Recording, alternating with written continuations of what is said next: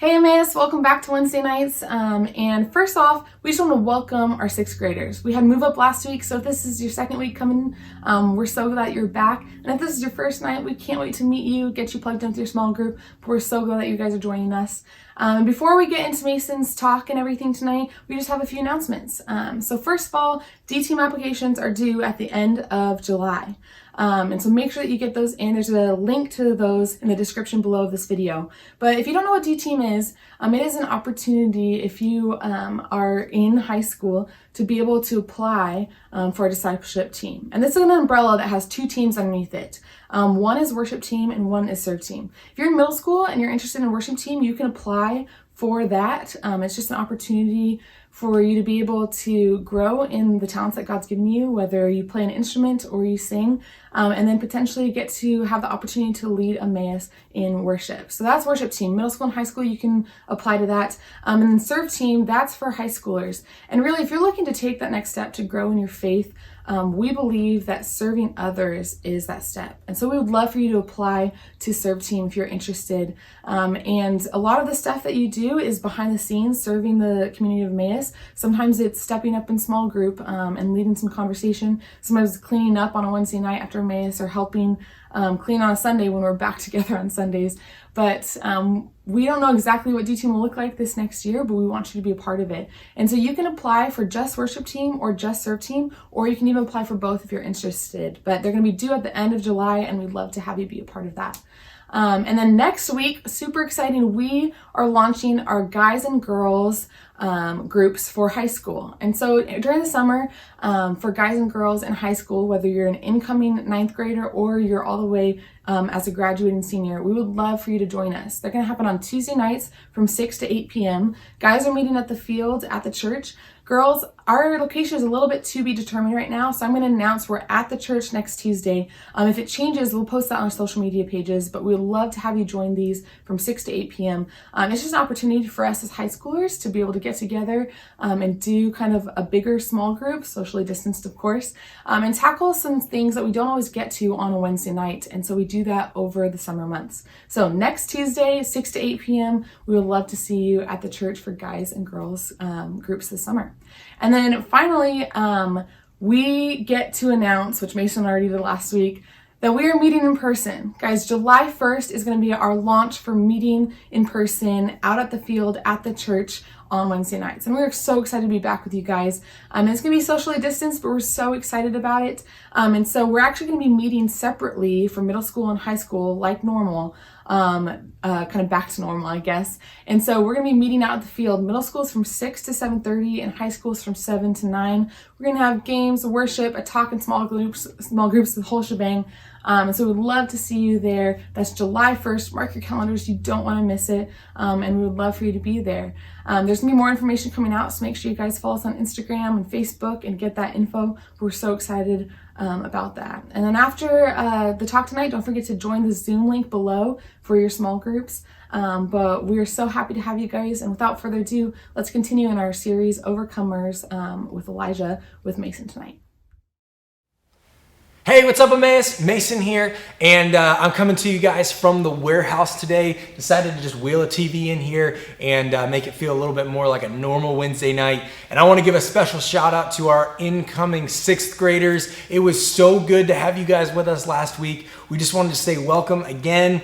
For everyone else in Emmaus, welcome those sixth graders again in the chat right now. Normally, we get to be together and say welcome to our community, we love you, you get all the feels of being here on a Wednesday night, but that's not happening right now, and it's so sad.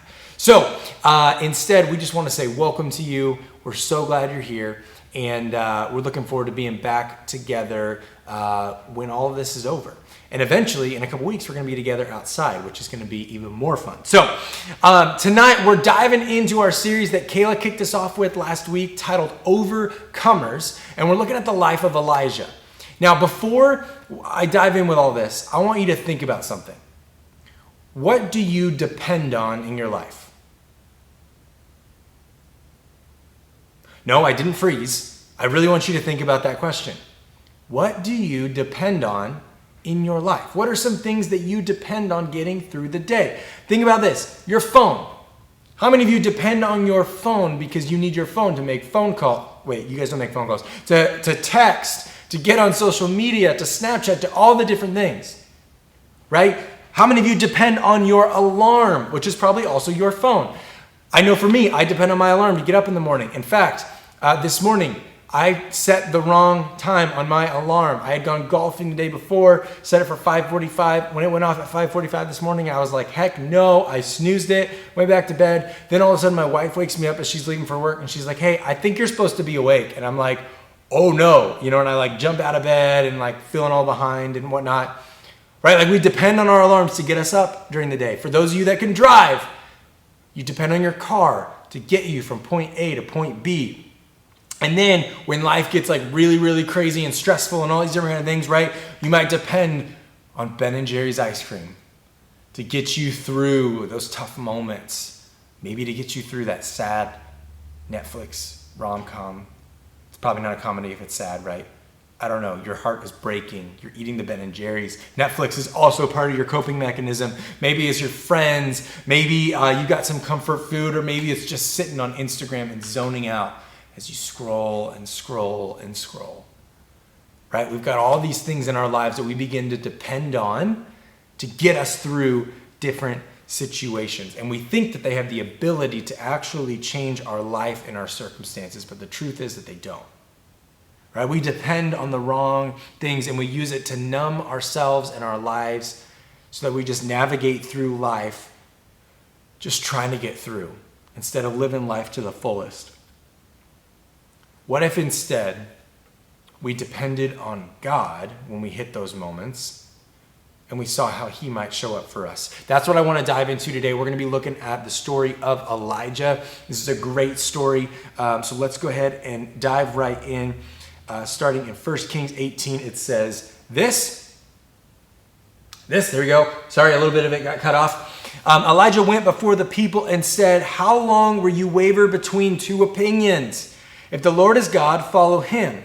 But if Baal is God, follow him. Okay, so here's what's going on. They've got two gods in this time, or at least they think. They've got God, who we worship as God, and then there's Baal, right? He's this other God. He's not a real God, but everybody worships him like a real God. Excuse me. And basically Elijah's saying, why are you wavering between supporting God and between supporting Baal? We need to find out who the true God is, the one who we can depend on. So it says this, the people said nothing. Then Elijah said to them, I am the only one of the Lord's prophets left, but Baal has 450 prophets. 450 verses 1, okay? Get 2 bulls for us. Let Baal's prophets choose one for themselves and let them cut it into pieces and put it on the wood, but not set fire to it. I will prepare the other bull and put it on the wood, but not set fire to it.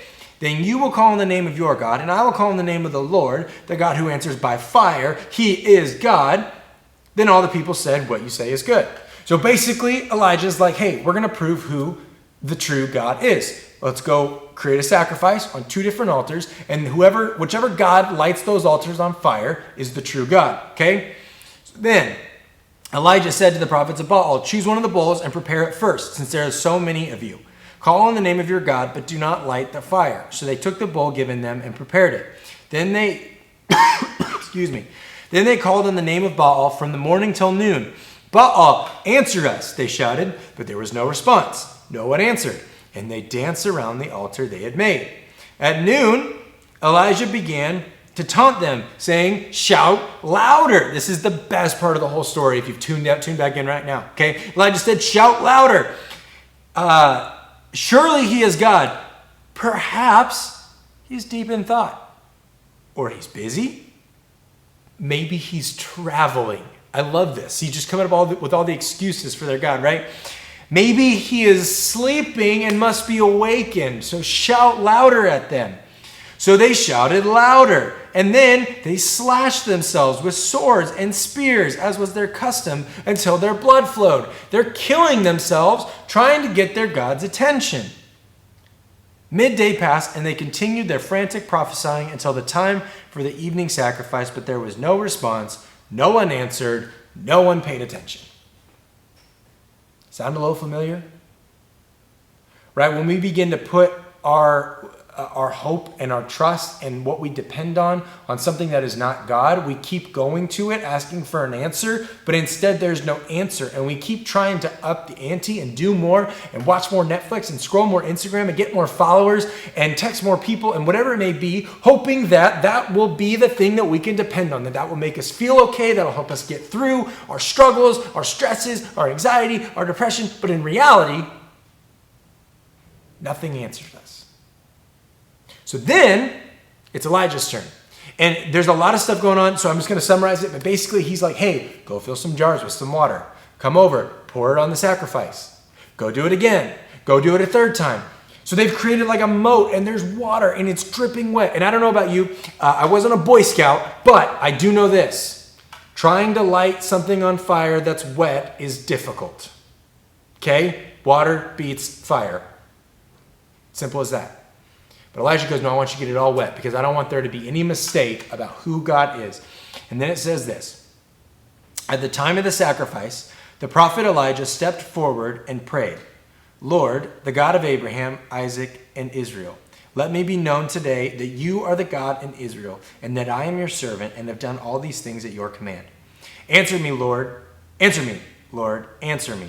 So these people will know that you are Lord, our God, that you, Lord, are God, and that you are turning their hearts back again. Then the fire of the Lord fell and burned up the sacrifice, the wood, the stones, the soil, and licked up all the water in the trench.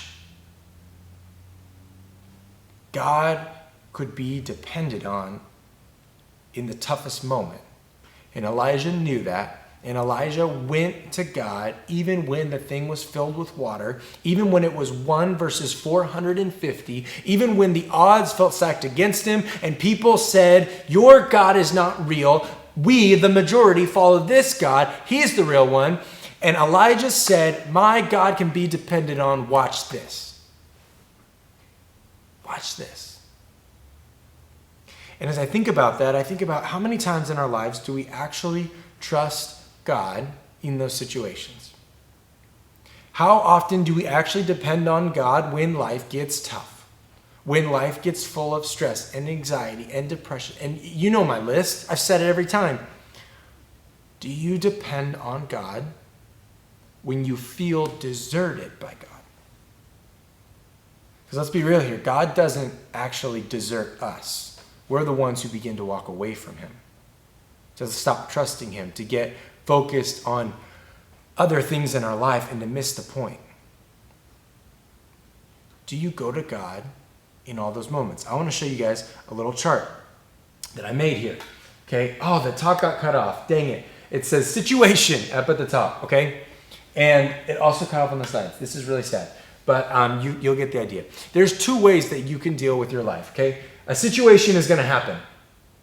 I don't know what it is, okay? It could be something, big, like parents getting divorced, parents losing their job, you having to move schools, friend backstabbing you, somebody bullies you on the internet, whatever it may be. Something happens, okay? And that's going to cause something else. Usually stress, anxiety, depression, sadness, fear, feeling left out. I don't know what it is, okay?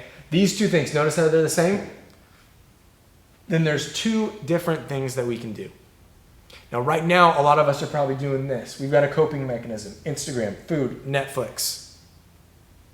Okay? We've got something here that we begin to do to ignore these feelings and to just hope that this situation will go away.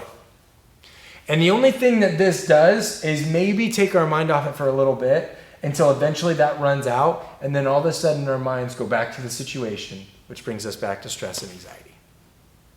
This is a vicious cycle. But if you look over here, which I know a lot of you probably did, you cheated. Stress and anxiety and depression, they come up.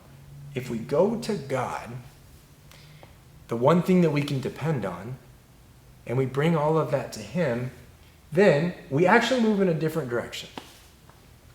Because when we actually know that God is in control, situations don't seem as big or hopeless or helpless. We begin to have a new peace, a new understanding about what's going on, and then we can actually surrender what's going on. And we can say, God, I've just been bullied online.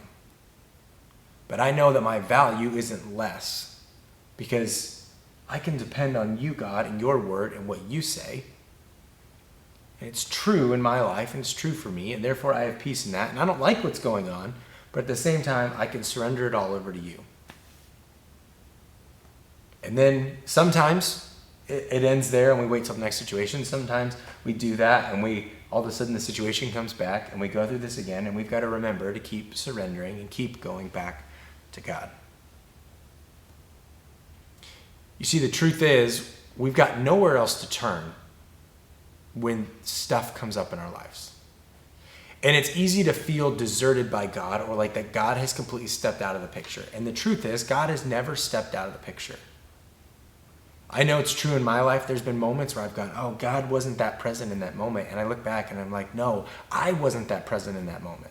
I was actually running from all my feelings and all the things and all the situations. And instead of actually going to God and surrendering it to him, I was trying to do all of this stuff to get through it. Elijah had nowhere else to turn, but he didn't just try to numb it out and go, I'm the last prophet, God has deserted me. Instead, he said, you know what? I'm going to put God to the test, and I'm going to watch how he steps into the situation in my life. I want you to think about your stress, your anxiety, your fears, your sadness. Think about what does your cycle look like? And how can you move from this cycle to this cycle?